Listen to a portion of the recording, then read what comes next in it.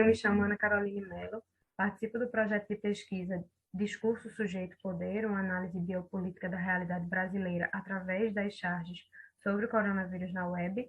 Desenvolvi nesta última vigência da iniciação científica o trabalho intitulado Análise Discursiva de Charges Políticas e a Pandemia do Coronavírus na Web. Esse trabalho foi orientado pela professora Regina Baracuí e recebeu bolsa de incentivo à pesquisa do CNPq e da UFPB. Nosso trabalho se identifica com os Objetivos de Desenvolvimento Sustentável de número 10 e 16, que visam promover a paz, a justiça e a redução das desigualdades sociais. Nosso trabalho se situa na área da linguística, especificamente dos estudos discursivos Foucaultianos, e ele surge justamente da nossa necessidade de explicar como a pandemia do novo coronavírus tem sido discursivizada nas mídias digitais. Para isso, nós nos detemos da análise de charges políticas produzidas e veiculadas nesse período, porque elas nos proporcionam uma visão mais ampla dos últimos acontecimentos.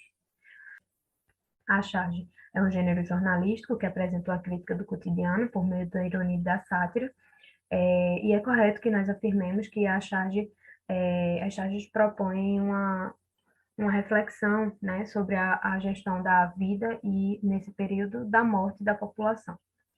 A biopolítica, que é um conceito de Michel Foucault, autor que fundamenta a nossa pesquisa, diz respeito a uma política para a preservação da vida e do bem-estar dos cidadãos, dos sujeitos. Mas nós temos verificados a instauração de uma nova política, que a Schellenberg vai denominar de necropolítica. Ela se refere ao uso do poder político para determinar quem pode viver e quem deve ser deixado para morrer. Ou seja, essa política define quem importa e quem não importa. Os objetivos do nosso trabalho são analisar se os processos de objetivação e subjetivação nas charges instauram movimentos de resistência ao poder do governo, discutir as relações entre sujeito, poder e resistência para verificar o agenciamento das formas de gestão política da vida e da morte das pessoas, investigar quais os procedimentos de controle do dizer que incidem sobre o sujeito contemporâneo nas charges e analisar as práticas de governamentalidade nas charges políticas para averiguar se elas apresentam elementos discriminatórios que envolvem as relações de saber-poder. O nosso trabalho se caracteriza por ser de cunho qualitativo, pois está pautado na explicação de um fenômeno social. O nosso corpus é composto por charges políticas que se relacionam ao novo coronavírus e que são veiculadas na web. Para realizar as nossas análises, nós estamos considerando o princípio discursivo da dispersão proposto por Foucault, no qual o discurso se caracteriza pela coexistência de enunciados dispersos e heterogêneos com os quais dialoga. Foucault aponta que a leitura se dá em um batimento constante entre descrever e interpretar. Então, por isso, nós adotamos uma perspectiva de leitura não linear, porque nós acreditamos que os sentidos do texto não estão postos na sua superfície. Para que os nossos objetivos fossem concluídos, nós realizamos algumas atividades, como a participação efetiva nos encontros do Grupo de Pesquisa Cidade, coletamos o nosso corpus exclusivamente por meio da internet e realizamos algumas leituras, principalmente de Michel Foucault, para fundamentar a nossa pesquisa. Trazendo alguns resultados das nossas análises agora, eu apresento a primeira charge analisada.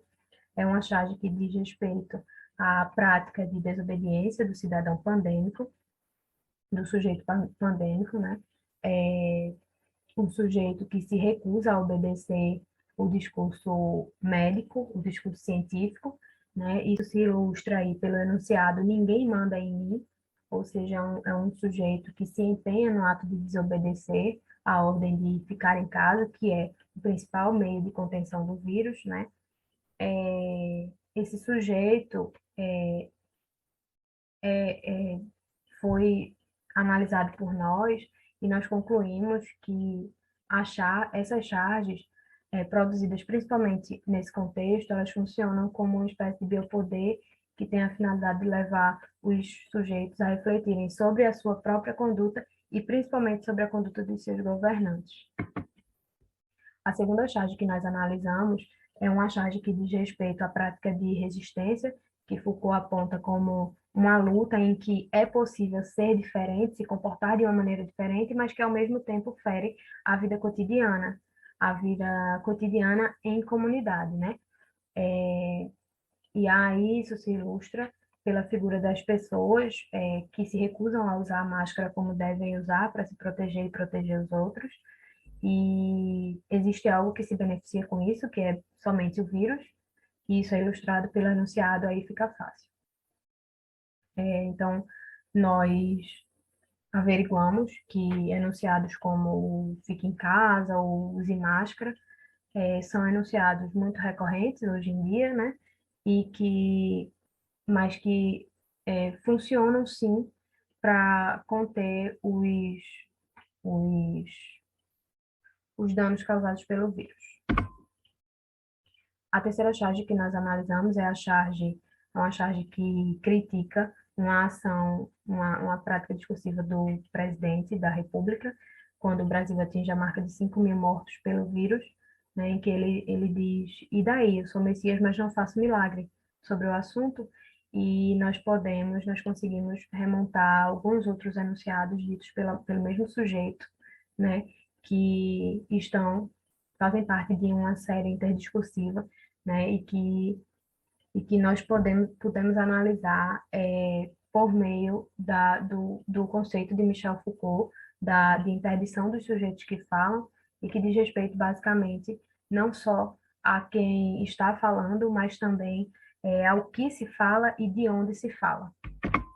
A última charge que nós analisamos é uma charge que faz uma crítica, né, aos altos índices de pessoas em situação de vulnerabilidade social no país, que mesmo com a criação de um programa social, o auxílio emergencial para trabalhadores autônomos e desempregados, que visava reduzir essa desigualdade, né, reduzir os índices de fome, inclusive, não funcionou, justamente porque apesar dessa criação, os índices de pessoas nessa situação só têm crescido no país.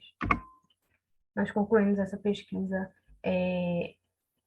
reafirmando, né, a importância do estudo das charges como um instrumento de crítica, né, e de denúncia. Nós reafirmamos que existe sim uma política diferente da biopolítica e do biopoder, né, que visa agora o fazer morrer, não mais o fazer viver.